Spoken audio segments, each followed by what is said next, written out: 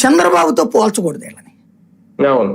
చంద్రబాబు నాయుడు నిరంతరం జనంతో మమేకమైతే తప్పించి తృప్తి ఉండదు ఆయనకి.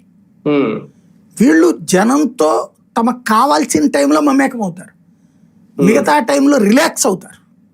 అవును. పవన్ కళ్యాణ్ అందరినీ కలుస్తాడా? మీరు చూడండి, ఈ అసంతృప్తులు అతి అవుతున్నాయేమో because of media, social media అనిపిస్తుంది. అంతే. ఎన్టీ రామారావులు లేకపోతే చంద్రబాబు నాయుడు ఇంతకుముందు ఎంతమంది కలిసి ఉంటారండి గతంలో? కోట్ల విజయభాస్కర్ రెడ్డి ఎంతమంది కలిసి ఉంటారు?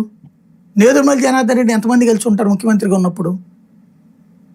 సమస్య ఏంటంటే మీటింగ్, ఇప్పుడు ఫర్ ఎగ్జాంపుల్ దీనికి వెళ్ళారండి, ఆ పేరేంటది, మహానాడు. ఆ వెళ్ళిన టైంలో బాబు గారు నాకు చేయి తాకారని సంతోషపడే వాళ్ళు ఉంటారు అక్కడ.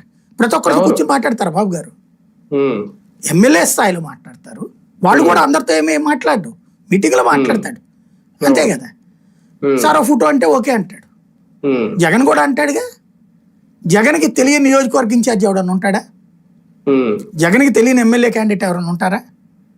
కానీ ఒక్కసారి అధికారంలోకి వచ్చి సీఎం అయిపోయిన తర్వాత ఓకే, అంత ముందు కష్టపడ్డారు, పాదయాత్ర చేశారు, రాష్ట్రం అంతా తిరిగారు, ఇదంతా ఓకే, రిలాక్స్ అయిపోయారా? ఆ రిలాక్సేషనే కొంప ముంచిందా? ఇప్పటికీ ఆ రిలాక్సేషన్ నుంచి బయటికి రాలేకపోతున్నారా జగన్? మీరు చెప్పండి, 2019 ముందు చంద్రబాబు నాయుడు ఎన్ని రోజుల పాటు తిరిగారు? రిలాక్స్ అయ్యాడని ఆయన అన్నారా?